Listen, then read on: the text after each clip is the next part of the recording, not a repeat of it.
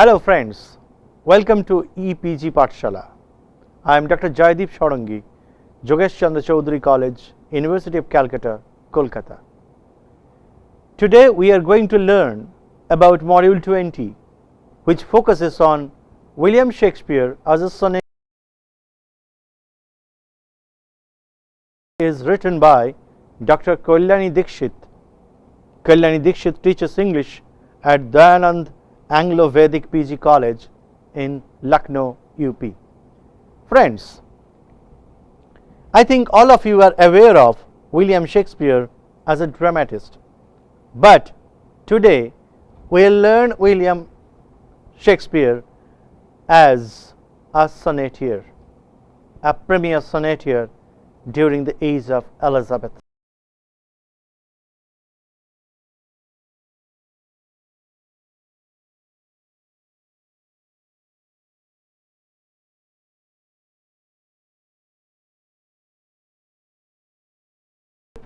William Shakespeare's sonnets on love, rival poet, and also sonnets on Dark Lady and Mr. W.H. He also talks about a fair youth. There are sonnets on time and death as well. So, in a nutshell, we are going to analyze Shakespeare as a sonneteer with available parameters and conditions. Friends, let us discuss something about Shakespeare in general as a sonneteer. His sonnets are characteristic documents of fears, hopes, relationships, love, feelings, and strong sentiments of the mind. His sonnets are short personal poems containing a rich content within. Almost all of these sonnets are written in form of 3 quarters followed by a couplet. I hope you are aware of quartets. Quartets comprises with 4 lines. So 4, 4, 4, 12 plus 2 lines as couplet, that means 14 lines. Such form was popularly known as Shakespearean sonnet. Shakespeare composed 154 sonnets. We can broadly categorize his sonnets into 3 separate groups. The first group falls 1 to 126, and this is addressed to a fair youth.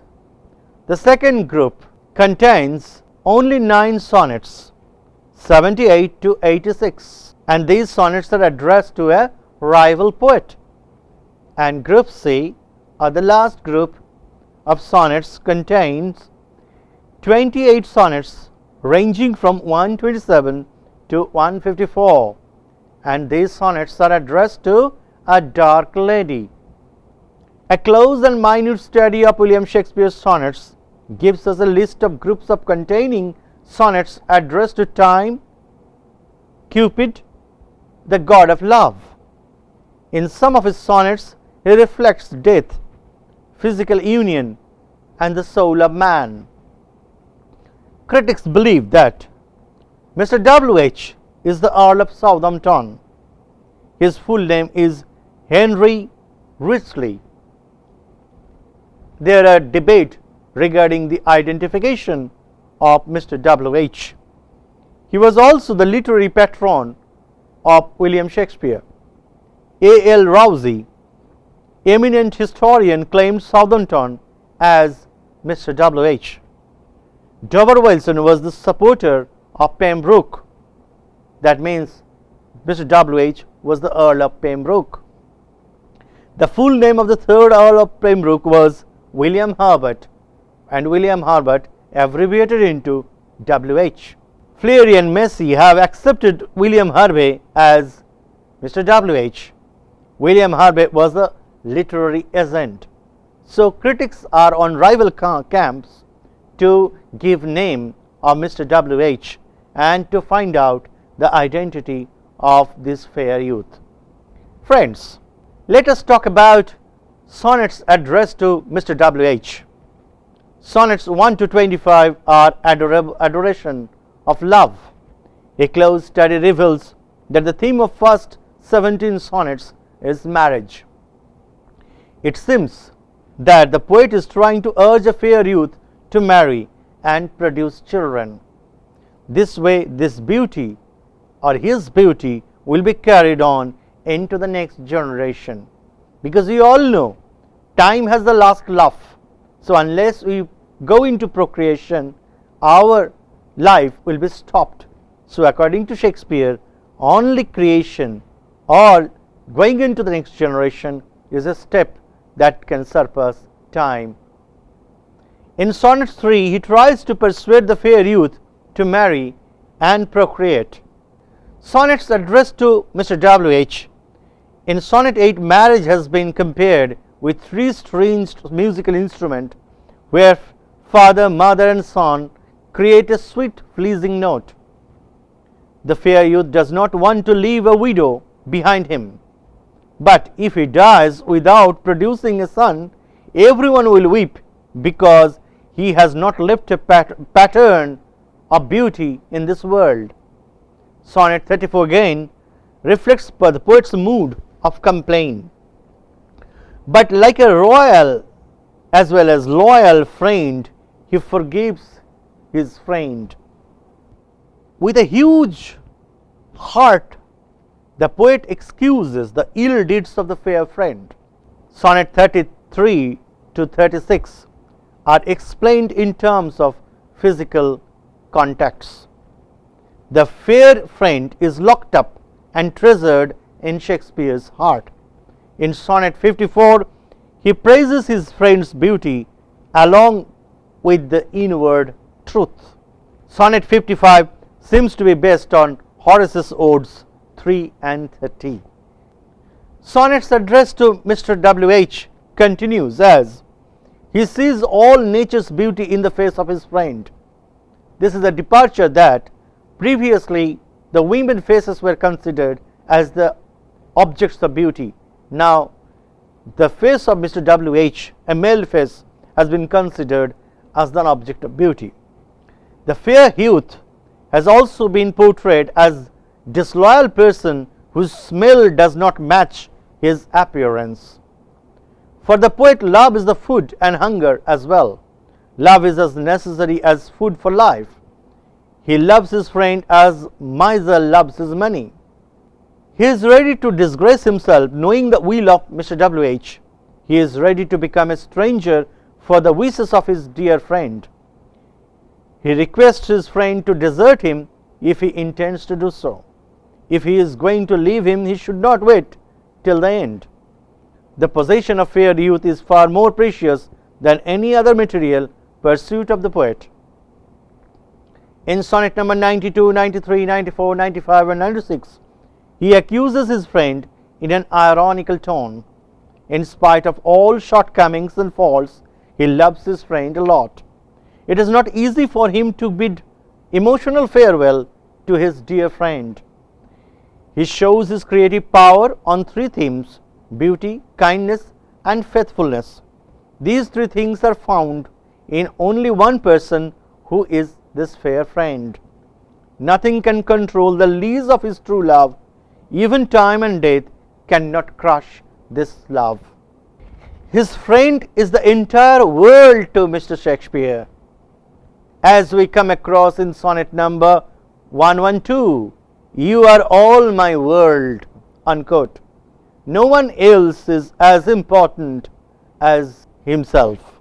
None else to me, nor I to none alive. 112 line 7. The poet is so deeply absorbed into the thoughts of his friend that he cannot see and admire any other object in the world but the physical beauty and the mind of the friend. In every object he sees the reflection of his friend. Even though his visions are poisoned by delusions, he is ready to drink such sweet poison, and for the cause of his friend only. In sonnet 118, he admits that he is so lovesick over his friend. Both these friends gave him each other a notebook to record the experiences and memories shared together. But the poet rejects the book of his friend, saying that he doesn't need any book to remember how much he loves his friend. He offers his pure love to his friend that is not mixed with seconds knows no art. So his love is artless. In a grammarless world of love, in the last sonnet 126 he calls him lovely boy, and it is a time's darling. He warns his friend to be beautiful in time's destructive power. Friends, possibly by now you have understood the relationship between Shakespeare the author, poet, sonneteer and Mr. W.H. Now let us move on to sonnets addressed to the rival poet. Only 9 sonnets are addressed to a rival poet in a collection of 154 sonnets. In sonnet 21, the poet hints at the presence of a rival poet for the first time.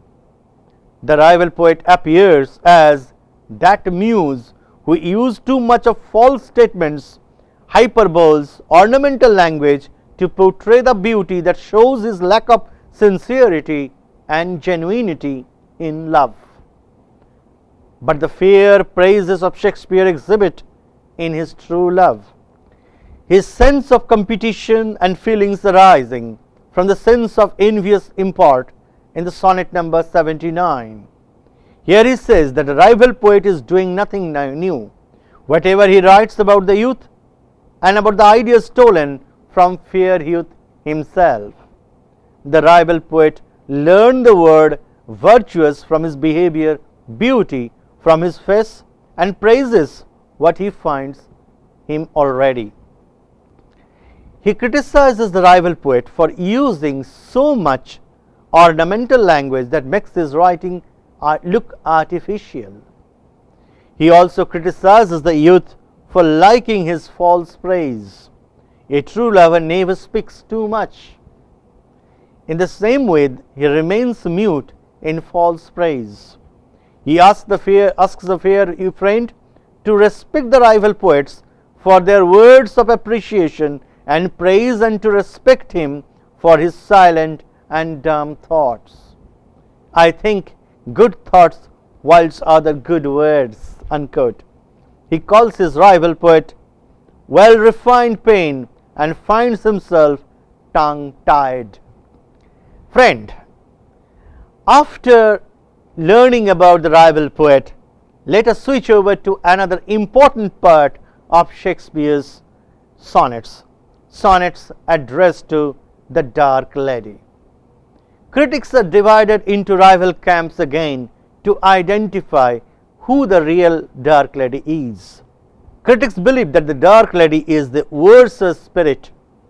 F.E. Halliday in Shakespeare's Companion writes about dark lady in this way: it seems reasonable to identify her with the mistress stolen from Shakespeare by his friend, unquote. Thomas Tyler first suggested Mary Fitton can be the real identity of the dark lady, and Mary Fitton is Pembroke's mistress. Ivor Brown thinks she was Annie Watterley. Perhaps Rosaline is a clue. Rosaline of Romeo and Juliet and of Love Slavers Lost, both black beauties. You can see H. Wilby's attitude to the dark lady.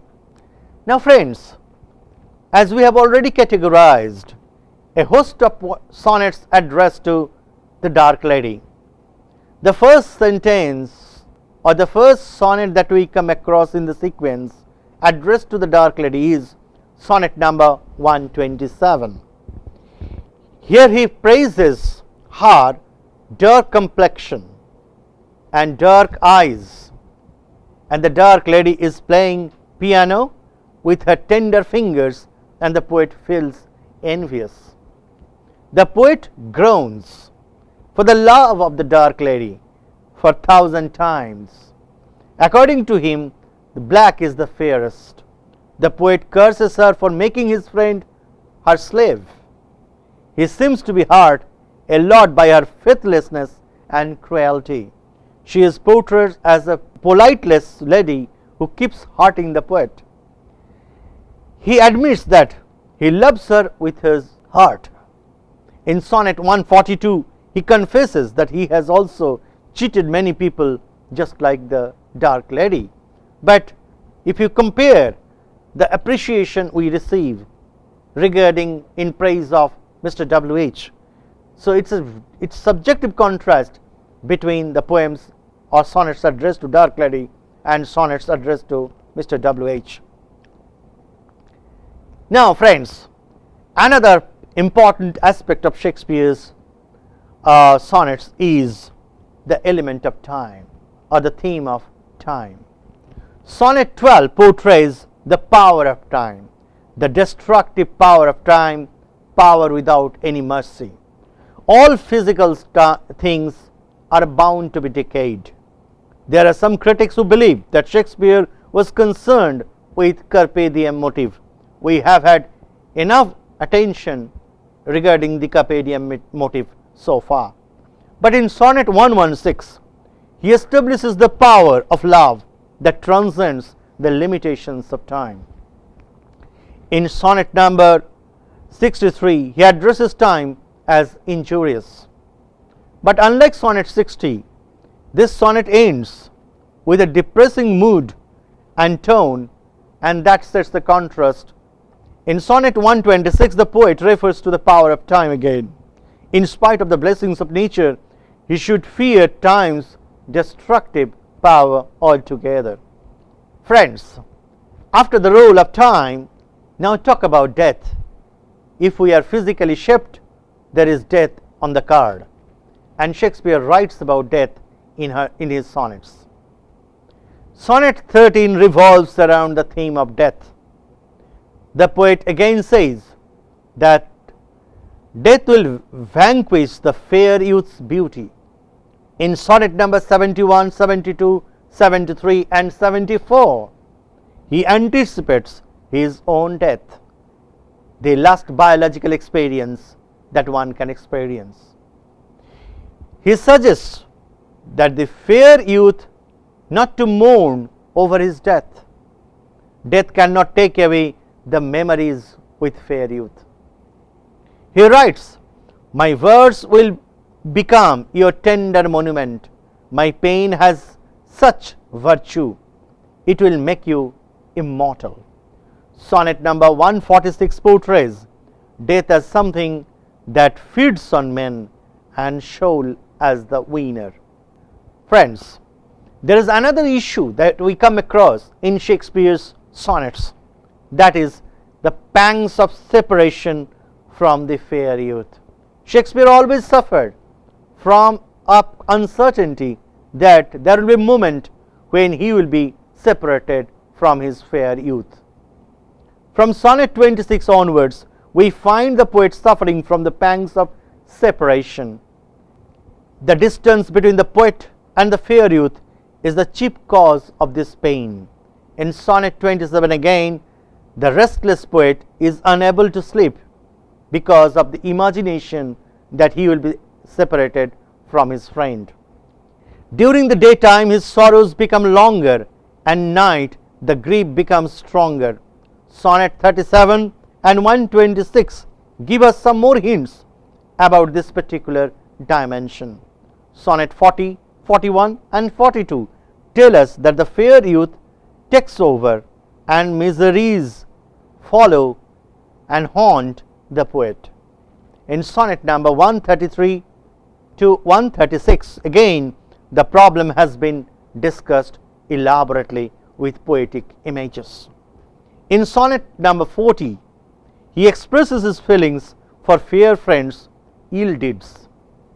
Now friends, there is another aspect that we really cannot ignore in Shakespeare's sonnets, that is the elements of nature. As you know, all poets in the world are part of nature.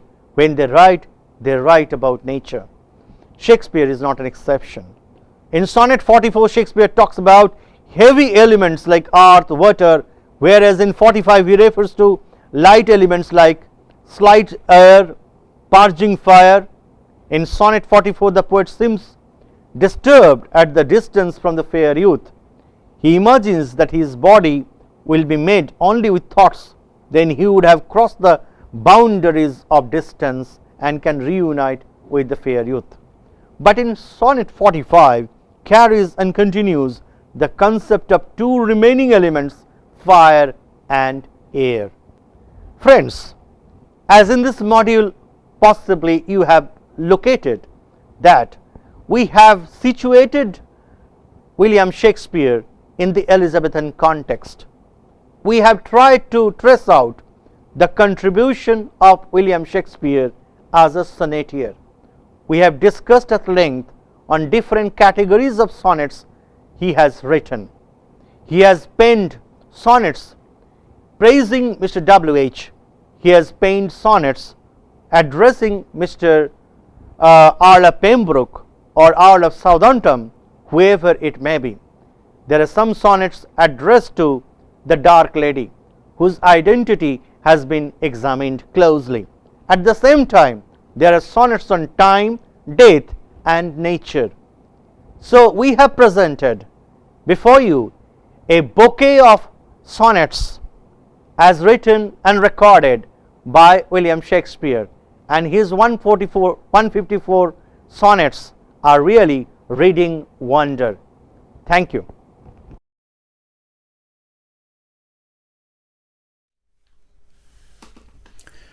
Shakespeare's Sonnets, an introduction. Shakespeare's extraordinary collection of 154 sonnets comprises one of the great glories of world literature, and yet, as with many other aspects of their author's life and work, much mystery surrounds them. They were first published in London in 1609 in a folio which contained not just the sonnets, but also the long poem A Lover's Complaint.